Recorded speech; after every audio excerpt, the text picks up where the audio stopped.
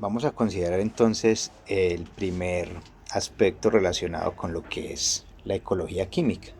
Entonces, acabamos en esta presentación a hablar de diferentes aspectos relacionados con la ecología química.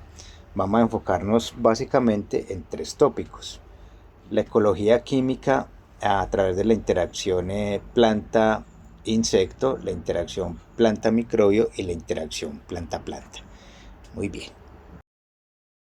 Pero entonces, ¿qué es en sí la ecología química? Entonces, como ven ustedes en la diapositiva, por definición, la ecología química es el estudio de las interacciones que están mediadas por compuestos químicos, las interacciones entre organismos. Y además, el estudio de los efectos que esas interacciones causan en el comportamiento de los organismos. Además, está relacionado con un aspecto evolutivo muy importante que permite la comunicación entre diferentes niveles tróficos, como vamos pues a puntualizar un poco más adelante. Es un campo pues bastante amplio, interdisciplinario, que pues tiene mucha importancia en la comprensión de cómo se dan las relaciones ecológicas a diferentes niveles de escala. ¿Cómo están mediadas esas diferentes interacciones? Esas interacciones mediadas por compuestos químicos los llamamos básicamente semioquímica. En ese sentido, como ustedes pueden observar en la imagen, existen diferentes tipos de semioquímicos, dependiendo del tipo de interacción que median entre organismos. Entonces, si ustedes observan la parte izquierda de la diapositiva, hablamos de las interacciones tipo feromona, que son interacciones entre organismos, ¿sí? De la misma especie básicamente, sustancias químicas que están mediando las interacciones entre los mismos organismos, o sea, organismos básicamente de la misma especie. Y como ustedes están viendo, pues esos compuestos pueden hacer modificaciones, cambios tanto en la fisiología como en el comportamiento. Entonces tenemos a nivel fisiológico cambios, por ejemplo, como la reproducción, el desarrollo, el reconocimiento y el aprendizaje. Y a nivel del comportamiento, pues tenemos lo que son las distintas feromonas de alarma, sexuales, de agregación, territoriales, lo que tiene que ver con el rastro básicamente, y el reconocimiento pues de las especies. Y está el otro grupo que media interacciones entre organismos de diferentes especies, de diferentes niveles tróficos, y esos compuestos los llamamos básicamente aleloquímicos.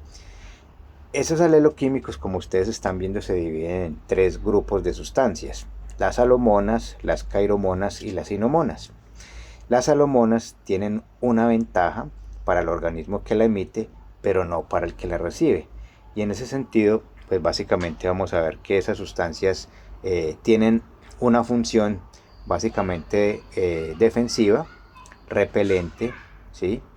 Eh, lo que tiene que ver básicamente con pues, ayudar al reconocimiento de las presas a los predadores.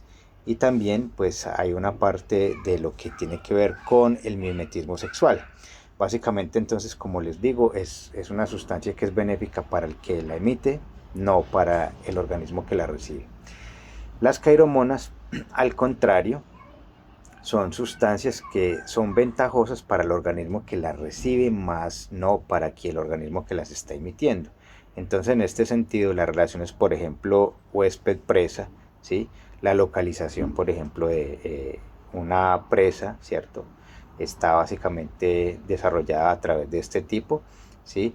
Y lo que tiene que ver con sustancias que son, que evitan, por ejemplo, la repelencia por parte de enemigos, ¿cierto? De enemigos naturales. Entonces, en esos, digamos que interacciones de reconocimiento predador-presa, encontramos básicamente ese tipo de sustancias. Es decir, cuando por ejemplo, un predador, pues siente, digamos, una sustancia química de otro, y él se va a ver atraído pues precisamente a través de esa interacción a una interacción de esta naturaleza que estamos comentando. Y finalmente, pues las sinomonas son sustancias que tienen una ventaja muy importante para ambos organismos, o sea que son más de naturaleza mutualística, tanto para el que las emite como para el que las recibe, que son pues muy importantes, por ejemplo a través de las interacciones entre polinizadores y plantas o flores, ¿sí? Todo lo que tiene que ver, por ejemplo, con las esencias florales, el néctar, el polen, las interacciones indirectas de defensa, por ejemplo, lo que tiene que ver con respuestas a través de ácido jasmónico, que vamos a ver pues más adelante, eh, y otras de naturaleza pues olfatoria que estarían más en el campo de lo que es la interacción planta-insecto. Bien, entonces en ese sentido, pues si nosotros arrancamos con el primer grupo de interacciones, por ejemplo las interacciones planta-insecto, podemos ver entonces que esas interacciones son clásicamente vistas como mutualísticas, antagonistas o comensalísticas. Las mutualísticas o de naturaleza mutualística digamos que engloban básicamente lo que es la polinización, lo que tiene que ver pues con la defensa de la dispersión de semillas, por ejemplo, ¿sí? Las antagónicas, lo que básicamente está relacionado con fitofagia por insectos, por ejemplo, lo que son insectos plaga, pero también lo que tiene que ver con la insectivoría o herbivoría de insectos a las plantas, ¿sí? Por ejemplo, básicamente lo que tiene que ver con las interacciones entre plantas e insectos, si consideramos pues la relación en plantas carnívoras. Y las comensalísticas, por ejemplo, hablamos de las relaciones entre mariposas monarca, de las cuales pues vamos a ver algunos ejemplos, ¿sí? Las larvas de las mariposas monarcas con ciertas especies de insectos, ¿sí? Que son capaces de almacenar glicósidos defensivos para sus propios propósitos. Esas son básicamente unas interacciones muy interesantes donde un organismo es capaz de convertir una cairomona en una sustancia que igualmente lo va a beneficiar.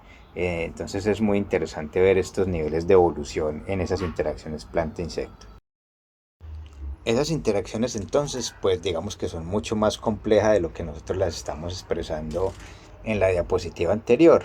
En esta imagen ustedes pueden ver que las interacciones son mucho más complejas, es decir, que generan una red compleja de interacciones donde los volátiles y las sustancias emitidas por plantas pues pueden tener un efecto bastante, digamos, marcado sobre la ecología de la interacción planta-insecto.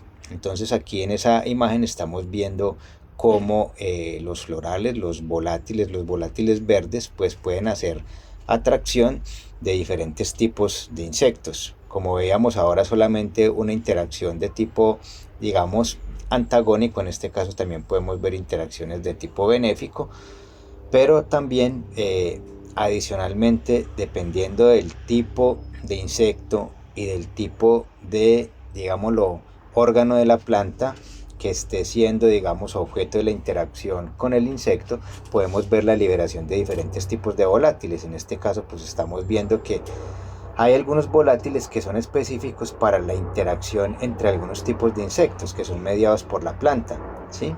Y básicamente ustedes están viendo sustancias de naturaleza terpénica, monoterpenos y eh, básicamente compuestos de bajo peso molecular que permiten pues ese tipo de interacciones. Entonces ahí ustedes ven cómo básicamente pues los metabolitos secundarios son los que están asociados a este tipo de interacciones, pero también los metabolitos primarios tienen también ese tipo de acción, ¿cierto? Entonces aquí vemos cómo los diferentes tipos de fitoquímicos volátiles y metabolitos que están pues obviamente asociados a los tejidos, azúcares y otro tipo de compuestos que no aparecen representados acá, son los que inicialmente participan en esas interacciones planta-insecto.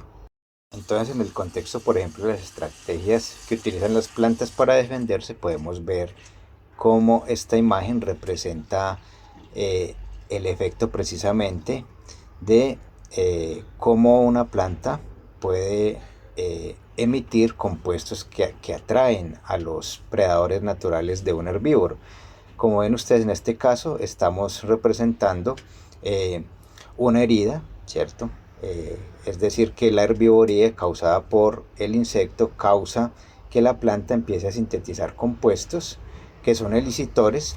Esos elicitores básicamente biosintéticamente están muy relacionados con lo que es la ruta del ácido jasmónico, que libera compuestos volátiles que por un lado ayudan a que las otras plantas que no han sido todavía sido presa de herbivoría empiecen a sintetizar compuestos defensivos para evitar o para, digamos, que alivianar un poco ese efecto de la herbivoría, pero además pues inducen la producción o la activación de otros genes que pueden también atraer a otros insectos, en este caso, como ven, los enemigos naturales de, en este caso, pues el herbívoro que está haciendo parte de ese proceso allí.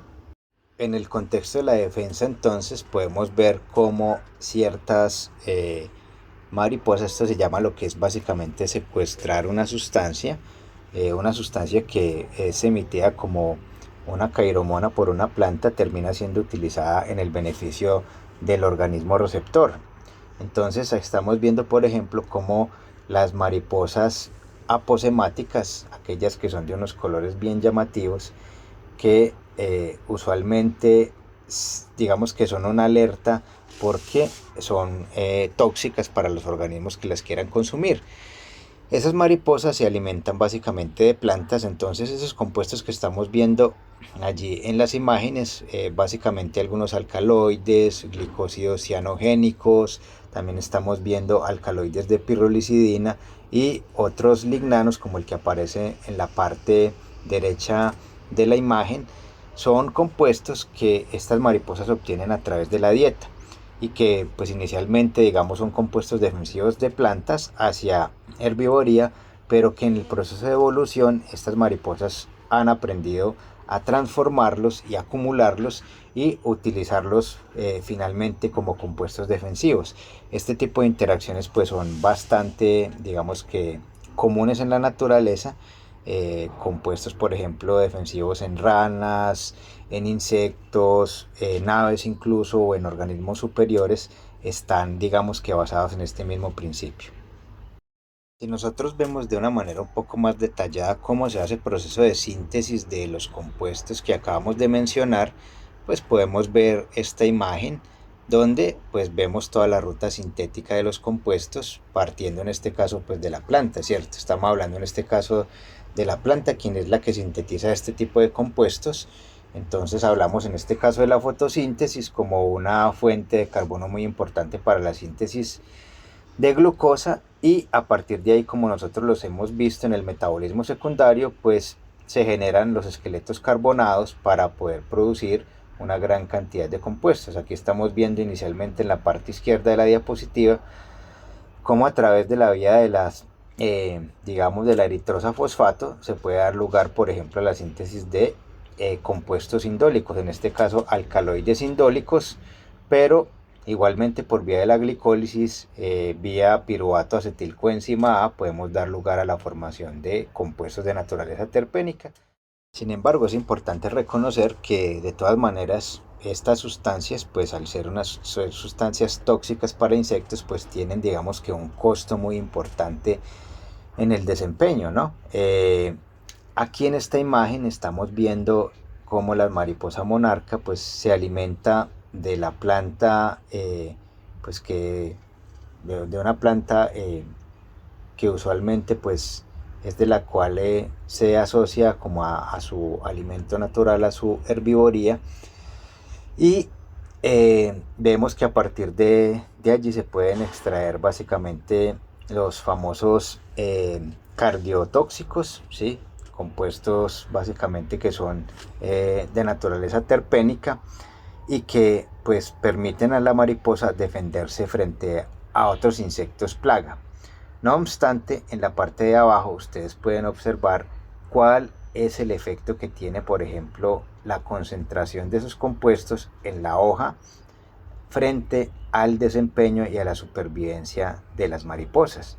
Es decir, que digamos que esa es una relación que tiene su costo, no es que la mariposa pues eventualmente esté inmune completamente a la acción tóxica de estas sustancias, pero que dependiendo pues básicamente de la concentración en la que esté en este momento en el vegetal, esto puede alterar el ciclo de vida. Entonces ustedes pueden ver allí cómo existe casi que una relación importante en el efecto que tiene esa sustancia, la concentración de esas sustancias en las plantas sobre el ciclo de vida de las mariposas, afectando por supuesto el desarrollo, la supervivencia de los individuos, pero que pues finalmente ecológicamente también puede tener un beneficio para la mariposa.